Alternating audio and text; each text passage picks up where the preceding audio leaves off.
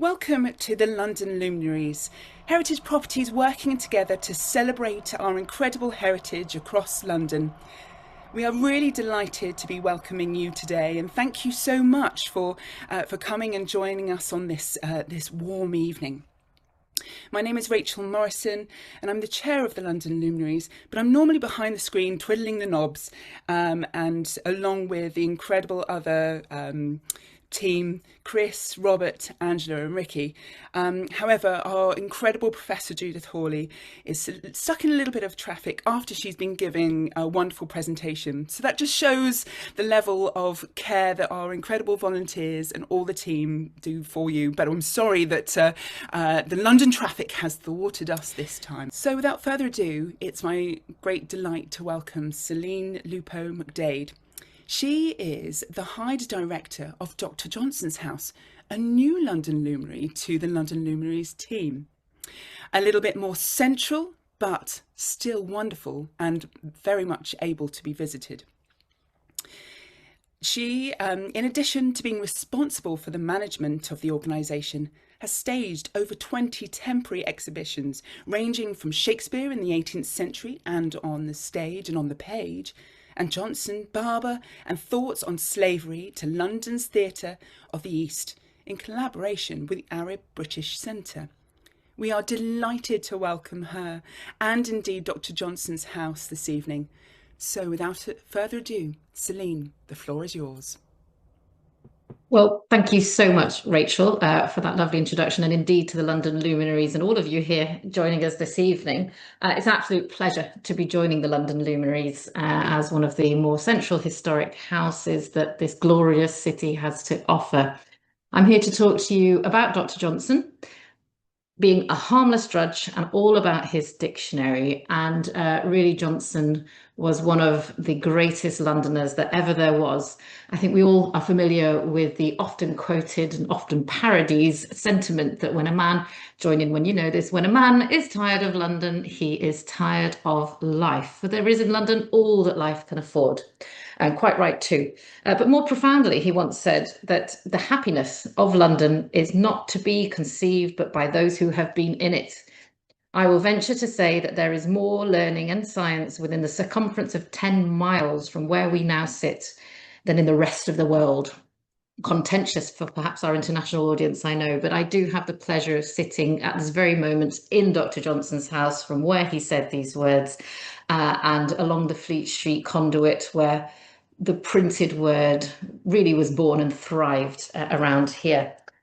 So to Johnson, born 1709, died in 1784. We really know so much about him simply because of the biographies that were written about him.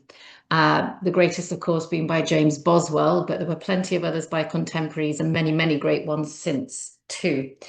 But we know so much about the places he lived from Boswell. And if you can indulge me a further quotation, it really was Boswell who tracked down these many addresses that Johnson once lived in London and counted well over 17.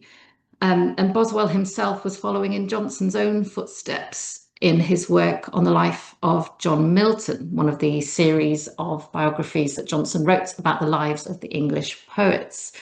And Johnson had actually noted, when speaking of Milton and his house here in the City of London, that a kind of respect, perhaps unconsciously, is paid to the great man by his biographers. Every house in which he resided is historically mentioned, as if it were an injury to neglect naming any place that he had honoured by his presence. And this is very much at the root of what I do in my work here at Dr. Johnson's House, and I'm sure many of you in your celebration of writers' houses. And it's no surprise at all that there are in fact two houses dedicated celebrating Johnson as museums, his birthplace up in Lichfield, and the house here in 17 Gough Square.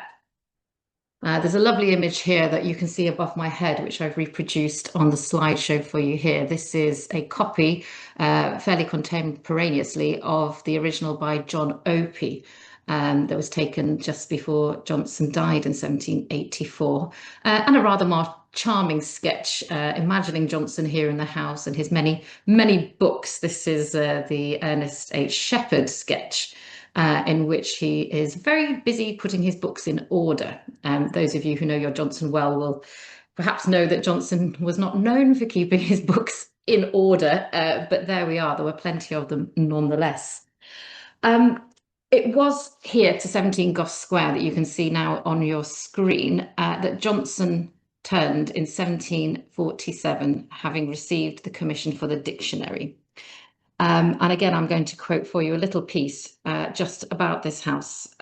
On the strength of the bookseller's commission to compile Johnson's dictionary, he had, for the purposes of carrying out the arduous work and being near the printers employed in it, taken a handsome house in Gough Square and fitted up a room in it with desks and other accommodations for the amanuenses, who, to the number of 5 or 6, he kept constantly under his eye. And I will return to the house, to the garret and the amanuenses, and of course the great dictionary a little later. 17 Gough Square, which today, of all the 17 addresses that Boswell had managed to track down associated with London lodgings of Johnson and his period here, the near 50 years he lived here, this is the only one that still stands. It's the building where he spent the greatest amount of time, a period of 12 years. And to be honest, it is the most prolific decade of his lifetime was spent within these walls, perhaps arguably through necessity rather than inspiration. But we can turn to that a little later also. In terms of the house itself, it dates to the very end of the 17th century. So the rebuilding of the City of London following the Great Fire of London effectively led to the speculative building of Gough Square by Richard Gough, who lived and resided with his family in the Capitol House here, number 17. I'll show you just a few images of the house. This is the parlour in which I'm seated currently. Our first floor, which is this glorious, bright, open space, wonderful as a social heart of the house, both historically and very much today as part of our events, education and private hire spaces. And up here, the dictionary garret, which I've just mentioned. Effectively, the house is red brick bands between the windows, rub trim to the sash windows, and it all sits with under a tile roof. It has 5 stories, including the basement, and is really only 1 room deep, but 2 rooms wide, with a central spiral staircase at its heart. The house itself was saved for the nation and the public benefit in 1911 by Lord Harmsworth, the first Lord Harmsworth, who established the trust as an independent charity which runs it to this day. But despite Johnson being one of the greatest Londoners that ever lived, as I mentioned, in my humble opinion, we know that he was not, in fact, a Londoner by birth. He is, of course, from the glorious city of Lichfield, just north of Birmingham. And he had truly the great fortune to be born quite literally in a bookshop. This is a lovely perspective of a view of the part of city of Lichfield, engraved by Thomas Cook in the end of the 18th century, that appeared in the Gentleman's Magazine. And to the right hand, that first house that you can see quite prominently was the birthplace of Samuel Johnson, the ground floor being the bookshop in which Michael Johnson operated his modest bookbinding and bookselling services. In Lichfield, Johnson grew up. He was a prodigious child. He was remarkable in many, many ways. And this led to him attending Pembroke College in Oxford University. Here he was exposed to the most exquisite libraries in the world, or some of the most exquisite libraries, only to be snatched back to his father's bookshop in Lichfield because the family could no longer afford to keep him at university. So he didn't graduate. He came back home after about 13 months, and this pained him no end, as you can imagine. He did find work as a teacher in the area. While he certainly had the knowledge from reading pretty much everything that he could find in his father's bookshop and beyond, and having the remarkable capacity to commit to memory pretty much everything he ever wrote and read, and to be able to recall it near word perfect throughout his life. Extraordinary talent, and one very, very useful for a lexicographer, as you will see soon. But he did not, shall we say, have the temperament that makes an extraordinary teacher. And by that, I largely mean the patients. He could get irritated with the little boys who might be distracted by whatever's going on outside the window and weren't as excited as he was to be declining his Latin nouns. I mean, goodness knows why not, but there we were. Johnson effectively got fired quite frequently. It was around this period that he did find love, however, and it's truly considered a love match when he married Elizabeth Porter in 1735. She was a widow, had 3 teenage children, so the young Johnson married a woman near twice his age. But it is considered a love match, as I say. She said of him, he was the most sensible man she'd ever met. And that glorious 18th century understanding of the words sensible, which encompasses both the rational, logical thought that we would associate with the word today, but still has its original roots in the Romance words, your French, Italian, Spanish, which still retain the sense more of sensitive or insightful, sense and sensibilities really at the root of that. And what she was trying to say, I believe, is that he had this remarkable capacity for profound insight into the human condition and an extraordinary way of being able to sum it up quite succinctly, often quite wittily, which makes him eminently quotable today, to be honest. He's, I think, the second most quoted Englishman in the Oxford English Dictionary of Citations after Shakespeare. They're not always credited, and that wily chap, Oscar Wilde, obviously quite often gets quoted with some Johnson phrases, but I'm digressing. He met his wife, and what did they do? With the small money that she brought to the marriage, they opened a school. Despite his not very well tested track record in that particular career. And they opened Edgell Hall, which is just outside Lichfield. It was short-lived and attracted few students, but it did attract one of the most profound people, or who would become the most profound people in terms of friendship in Johnson's life, which is, of course, the great David Garrick, the actor extraordinaire of the 18th century stage. And I have here for you a lovely image so you can see quite how bonny dear old Tetty was, as Johnson affectionately called her. This is a lovely piece of artwork in a private collection by the female artist Maria Verlest. And here, of course, is the extraordinary David Garrick in his breakout role of Richard III after John Dickson. So it was in 1737 that Johnson, along with Garrick, decided to make the journey to London to find fame, fortune, or at least work. And in doing so, Garrick would be rather more successful, rather more quickly, financially at least, than Johnson. It would take Johnson the best part of 10 years to build up his reputation to the point where he was commissioned to write the dictionary. And it was in coming to Fleet Street, the heartland of printing, that he met the likes of William Strahan, of Edward Cave, and of Robert Dodsley that you can see here. A rather charming portrait of Cave, although the artist is unknown. This does hang in the house here to this day. I'm looking at it as we speak, in fact.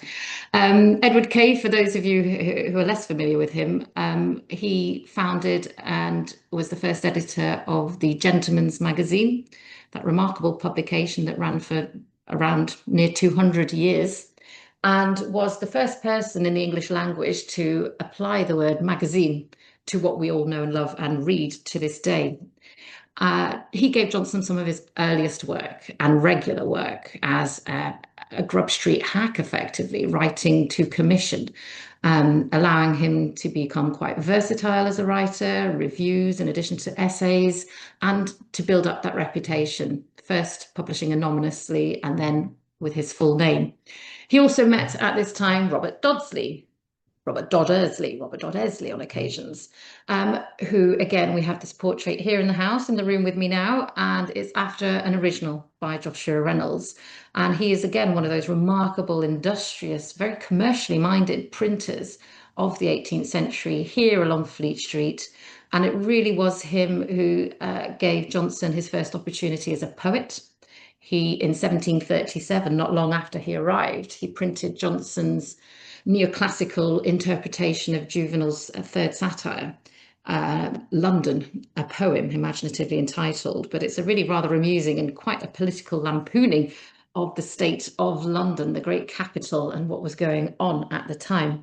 And it was Robert Dodsley, along with Strahan and Longman and others, who in 1746 commissioned Johnson to write his seminal work, the Great Dictionary of the English Language. We have here on display a first edition published in 15th of April 1755. Now, what can I tell you about the dictionary? So much. A lot of my work I find today involves quite a bit of myth busting. Lots of assumptions about Samuel Johnson being extremely well educated, the great Dr. Johnson, the great academic, and in many ways he was. But of course, these titles are actually honorific in recognition of the great extraordinary academic scholarship that went into the dictionary and other work, and the importance and significance of it nationally and internationally. People assume he's very wealthy because this house, by modern standards, is huge. But of course, he only ever rented. He lived hand to mouth. He is constantly on the move, largely because he can no longer afford his lodgings, and he's dodging, eviction or being arrested for debt. And of course, one of the great myths is that this dictionary you can see before you is the first ever English dictionary, which those well-read amongst you, of course, will know is not true.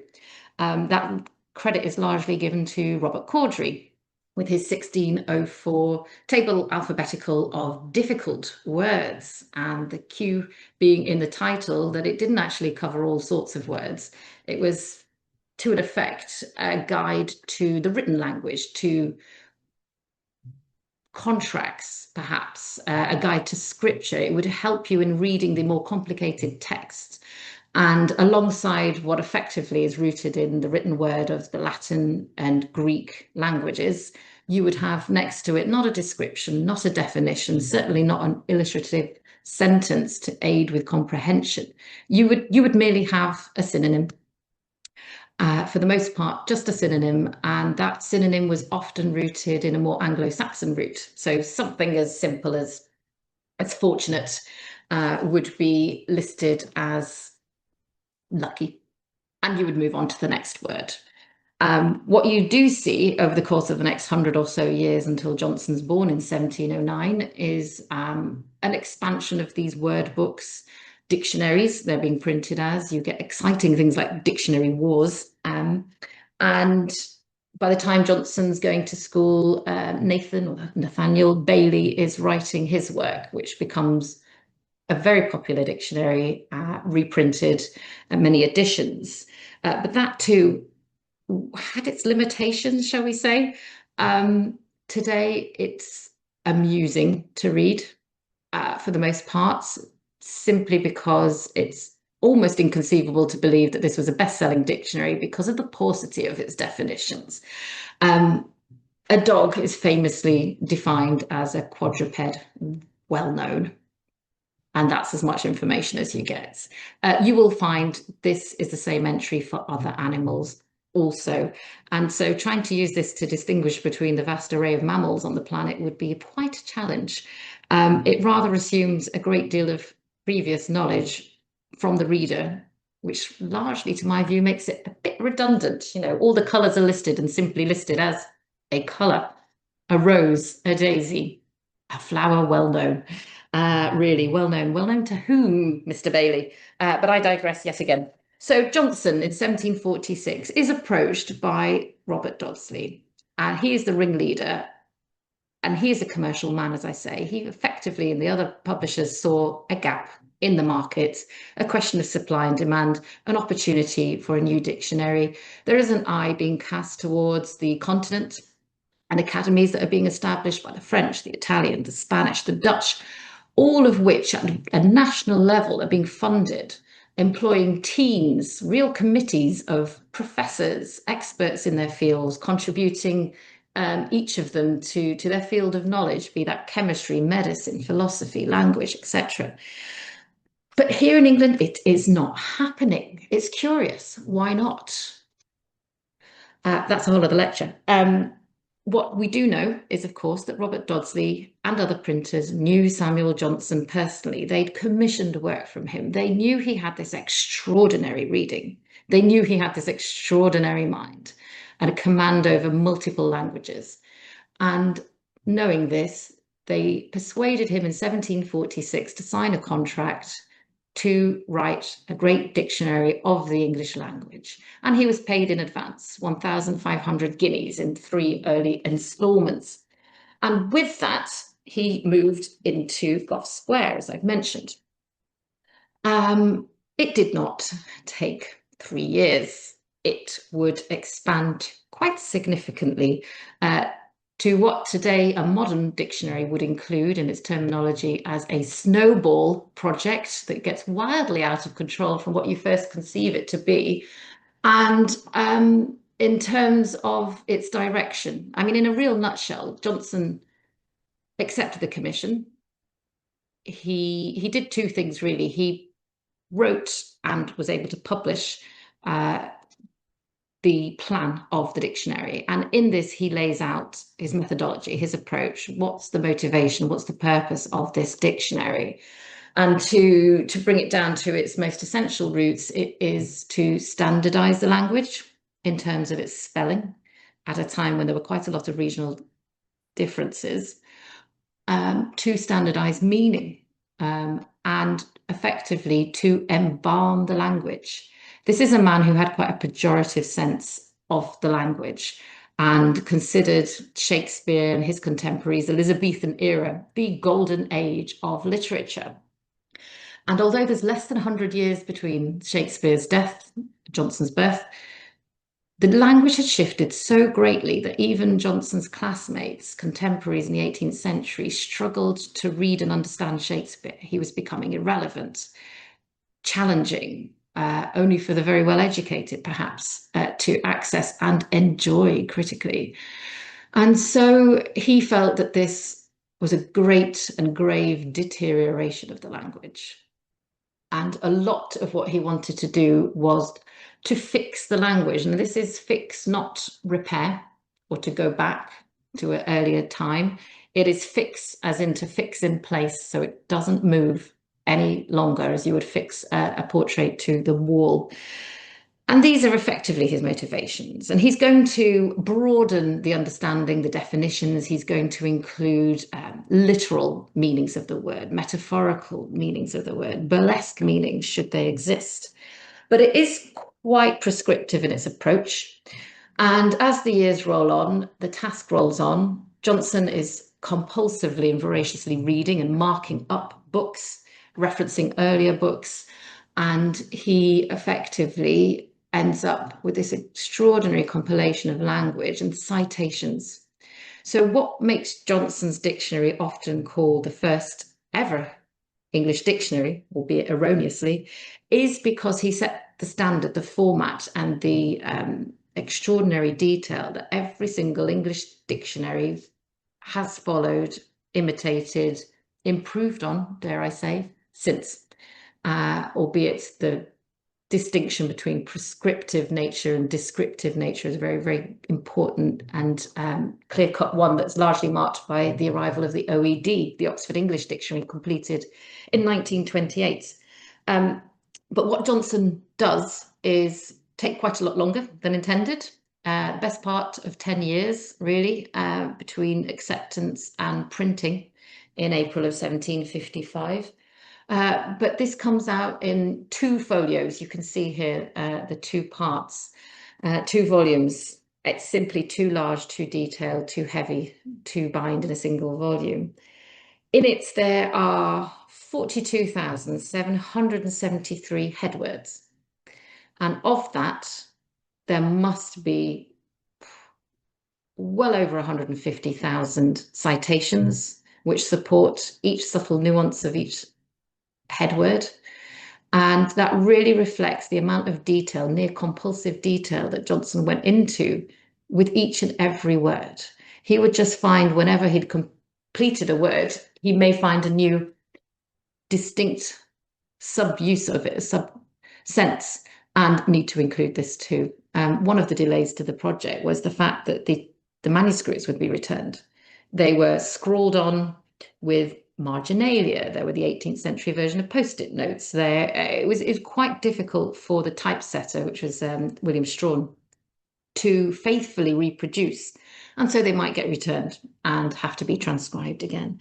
The role of the amanuenses I will come on to a little later, because another of the myths that I often have to bust is that Johnson did this absolutely exclusively, singularly by himself, which much of the hero worshipping of Johnson that's gone on in the intervening centuries has led us to believe. But there is no doubt that the amanuenses played a more significant role.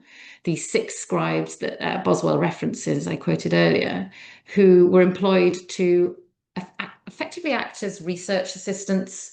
The exhibition that's currently on the top floor, which really delves into the who, what, why, when, where, how of the writing of the dictionary, and displays quite proudly the deal desk on which it was written, or maybe, in parentheses, maybe written.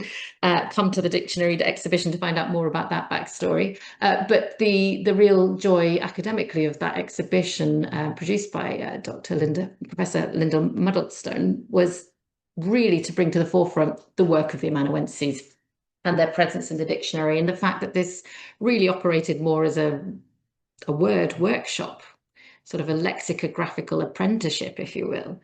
And part of their role was to transcribe these roles, to go off and research, perhaps check the quote that Johnson half remembered or wanted to make sure was word perfect. But there is evidence that they contributed words too, particularly Scottish, despite Johnson's famous Scotophobia. 5, if not 6, of the amanuenses were Scottish themselves. We have also the presence of other members of the household.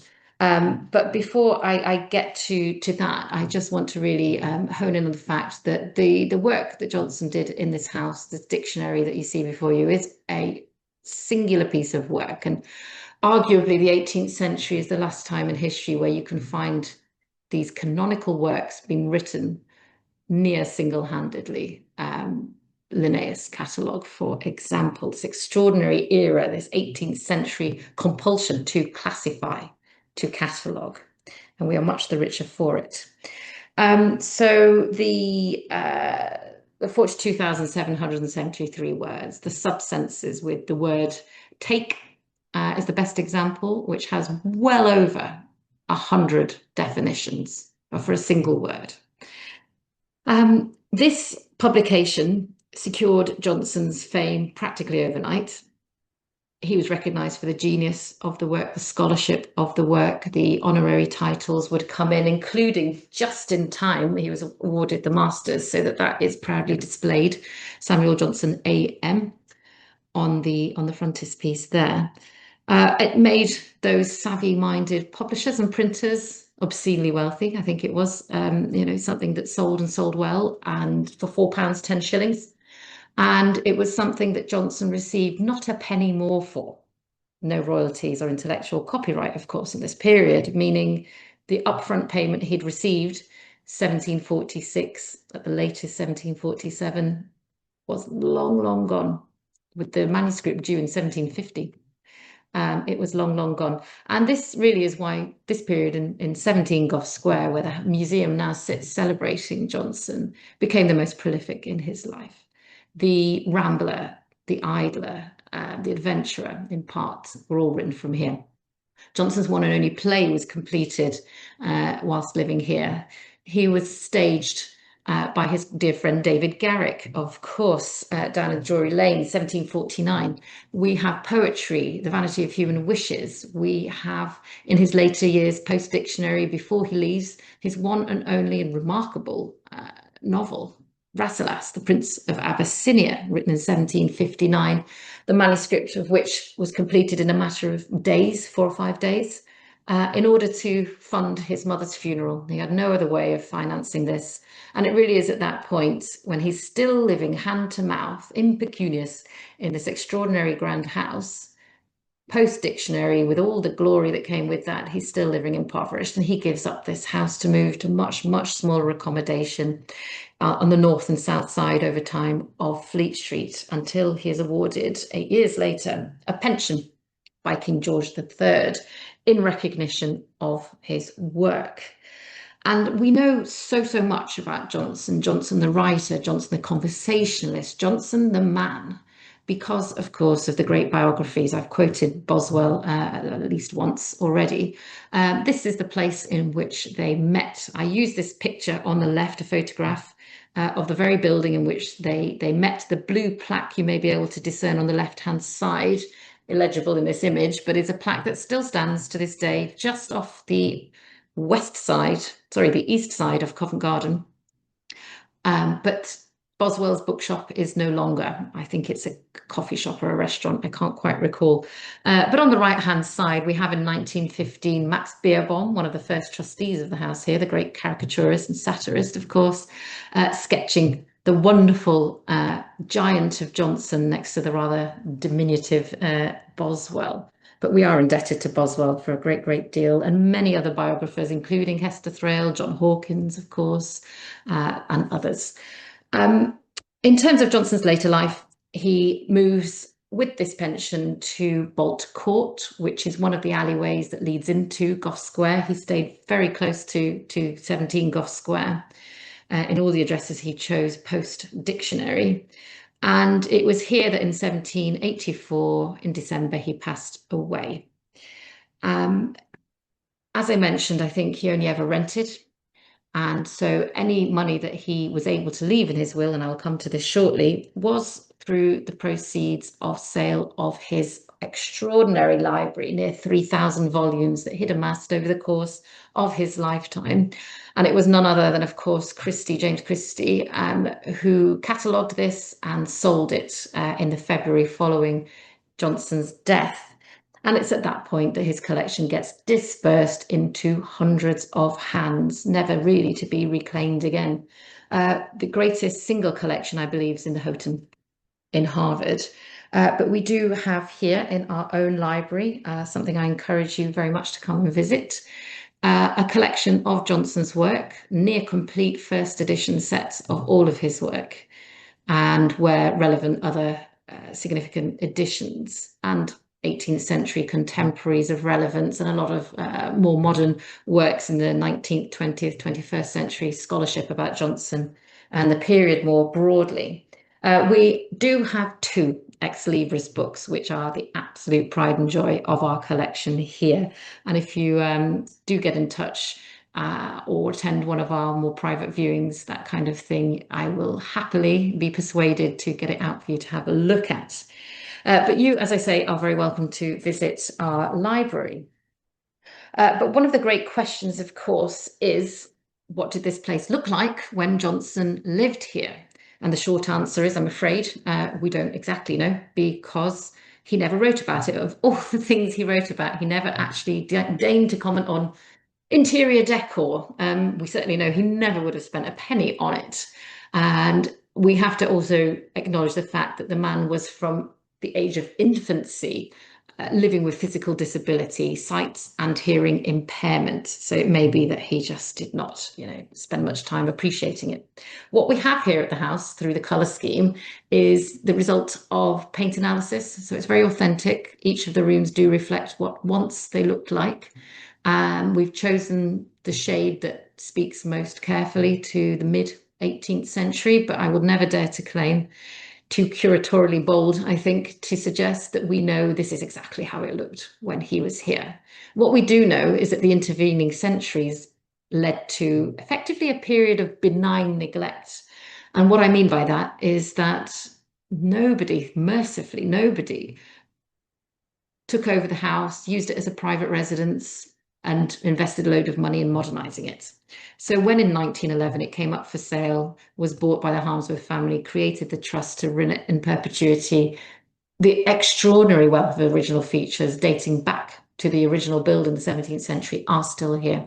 And this is a really charming sketch that we have in our collection. You can see here by Hazelhurst, And it's a watercolor that we have a set of. And this is the garret, the great dictionary garret.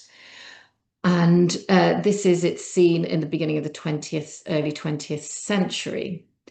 And you can see the space, and it really is on the strength of this very room, this garret, that Johnson rented this entire house. So yes, it's close to Fleet Street, the printers that commissioned him. That's very important. But this particular building was because the light on that top floor is extraordinary. The north, the east, the south walls all have windows that allow natural light in. And for somebody with Johnson's impaired sight, and for a writer who relies on their eyes to work, and has a limited budget for candles and lighting, having that much daylight is very, very attractive. The industry that we have here also speaks to what was going on at the time. But I have mentioned in the talk title, at least, that this household here, the dictionary itself, was written by this harmless drudge amidst a noisy and difficult household. And I wanted to speak a little bit about that too before welcoming some questions, which I shall do my utmost to answer or signpost you in the right direction. The household itself consisted of Samuel Johnson and his wife Tetty. They certainly had no children of their own, and Tetty's children from her first marriage never reconciled to this odd match and never lived with the couple. There is nothing to suggest in any archive material in the comments about Johnson's impecunious state to suggest that they had any servants either, although I would very much welcome any research to the contrary to better inform myself. What we do know is that his dearly beloved wife Tetty passed away in 1752. She did not live to see the dictionary completed. She was one of his greatest supporters, and he was utterly bereft without her, inconsolable in his grief. And he was prone to periods of depression, and in his grief, he fell into the single worst depression of his life. At this point, we see a very critical change in Johnson's attitude to his domestic life, to his personal life. And in it, he shifts from being quite introspective and insular to opening up his house to pretty much anyone and everyone who might be in need in that particular moment. It is rooted in his Christian values of charity. There is no doubt about that. There's plenty of examples of Johnson's charitable behaviour throughout his whole life.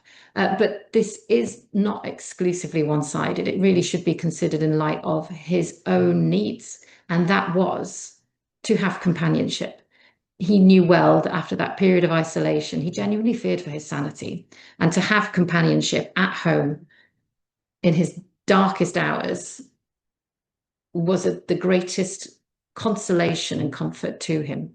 In addition to any work, reading, any companionship of his members of the club, the great literati of the 18th century, if he could not find peace at home or comfort in the domestic spaces, he would be greatly troubled. This isolation in his grief was actually broken by this extraordinary man here, Francis Barber. The complications as to the sitter and the artwork itself would warrant a whole lecture in its own right. But this copy that we have here, it's upstairs now, is after Joshua Reynolds' original portrait of this man. And this copy we have is by James Northcote. We've had it in our collection a long, long time. And we know that Francis Barber sat for a portrait for Reynolds. What we cannot be entirely certain is if this is the portrait of Francis Barber, if this looks like Francis Barber, because what we do know is effectively it was a study by Reynolds of a man of African features, a Black British man.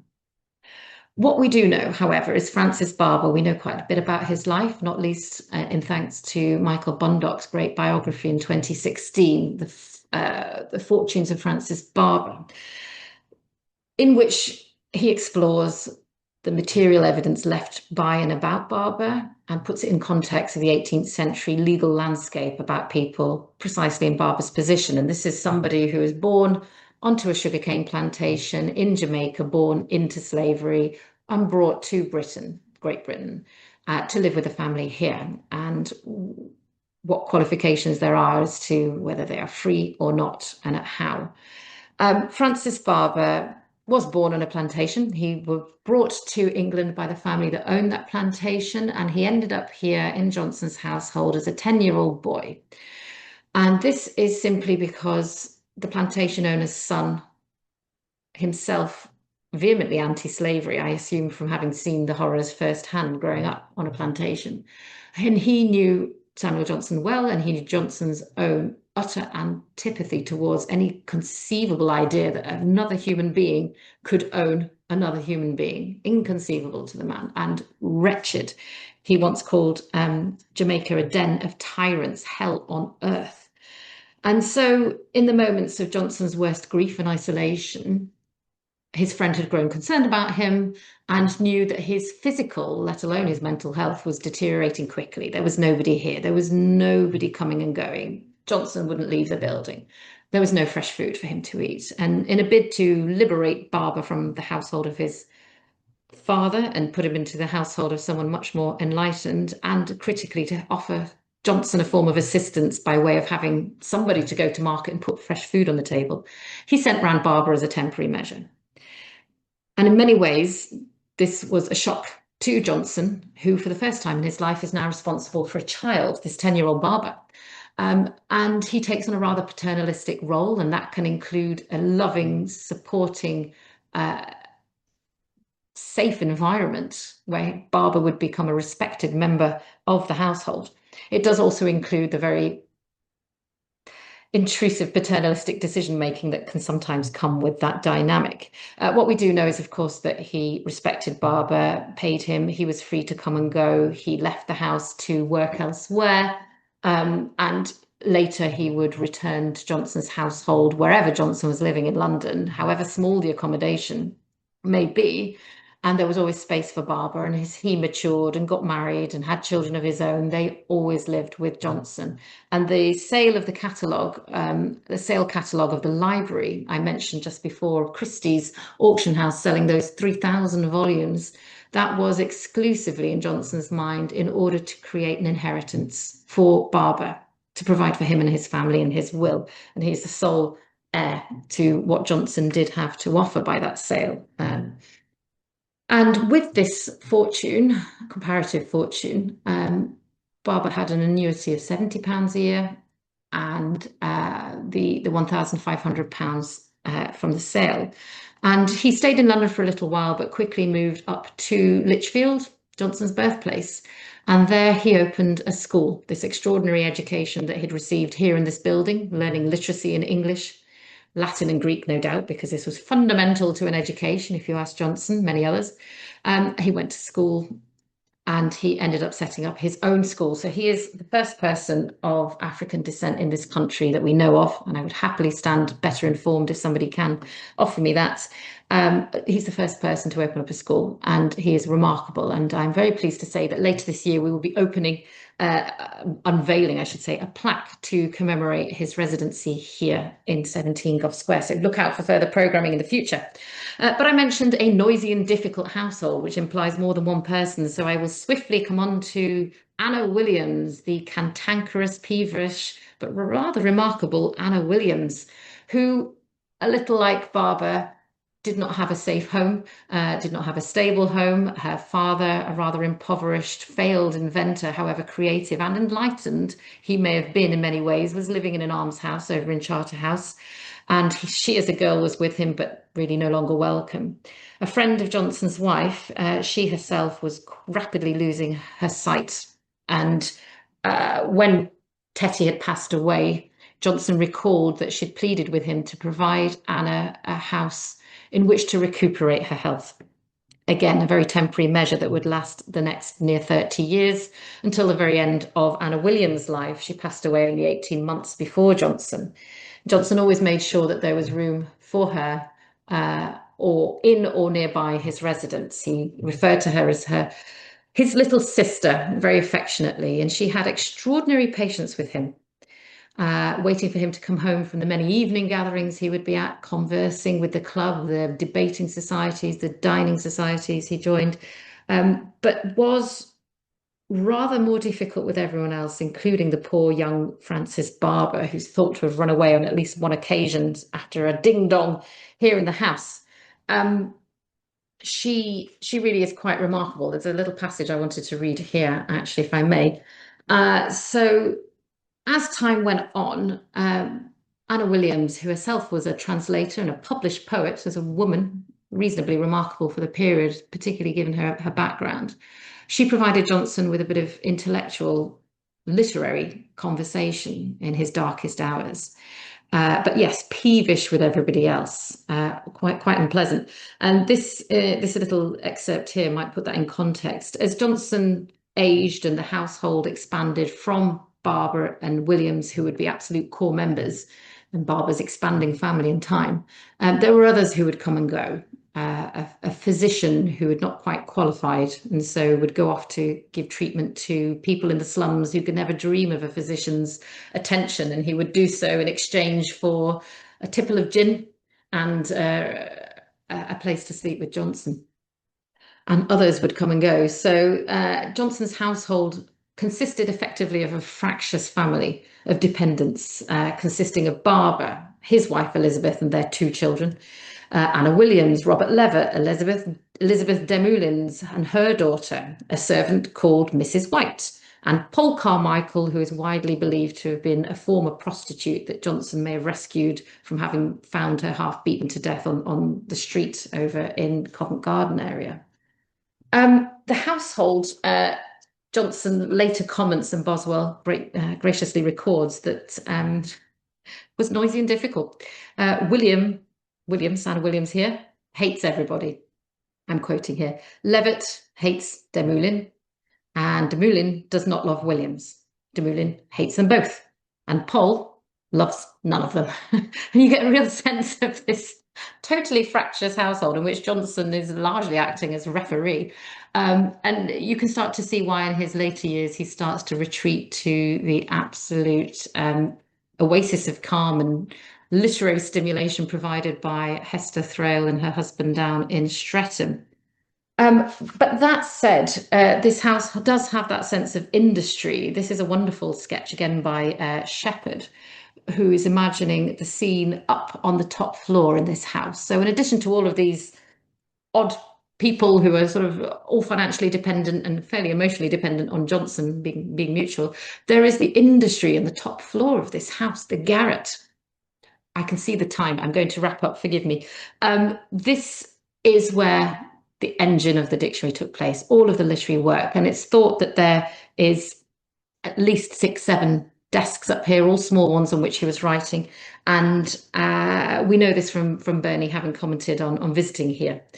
But Johnson, despite all of this, in an essay that he wrote in The Rambler, writes that to be happy at home is the ultimate result of all ambition. It is the end to which every enterprise and labour tends, and of which every desire prompts the prosecution. Johnson really believed that to be domestically stable, to have that comfort and place to retreat to, however fractious it could be on occasions, was fundamental to his own happiness and fundamental to the human condition. I mentioned very briefly examples of the presence of these amanuenses that's been discovered in more recent years and the exhibition upstairs delves into. But here I just wanted to conclude with saying, please do come visit us at Dr. Johnson's house. We have an extraordinarily broad events programme that you may wish to look into, or just visit us between Tuesday and Sunday. We're open all year round, pretty much every day of the week bar Mondays, and it'd be a real pleasure to see you here so that you can delve into some of these stories yourself. Thank you very much for the patience. I can see I've wildly overrun, so forgive me. I'm very happy to take questions. Celine, thank you so much. It's a pleasure to hear you talk and to find out so much more about Johnson. So I don't think you need to apologise for overrunning. I should apologise for running late, and I want to thank Rachel for stepping in and being me for a moment. You did it. You were me better than I can be me. So that's great. Before I take questions, and some are already appearing in the chat. Johnson is such a fascinating man, and there are lots of aspects of his life and works that we can explore. So do please put your questions in the chat. I want to mention some talks that are coming up. We won't take a break for summer. We have Johnson's House today in July, and then we have in August, the first Thursday of the month in August, we have a new speaker from Turner's House, and it's lovely to have Turner's House back in the fold. So that's going to be a particularly good one. We have our very own Ricky Pound speaking for Marble Hill House, the Friends of Marble Hill House, and Ham House and William Morris Society coming up later this year. So it's going to be a set of treats for you. And I just want to end, first of all, by thanking Celine for this just fascinating and very rich talk. And also to say to you, lovely London Luminaries audience, please visit Johnson's House. It is really one of the best. We represent lots of different houses in the London Luminaries. Many of them are grand and furnished for public display. Johnson's House, I think, gives you such a great sense of what life would have been like living in it in the 18th century. You know, that it's a working house. It's solid. It's robust. It's handsome. Do go visit. Thank you very much. Thanks for your attention this evening and for the invitation. It's been a joy. Thank you, everybody. Bye-bye.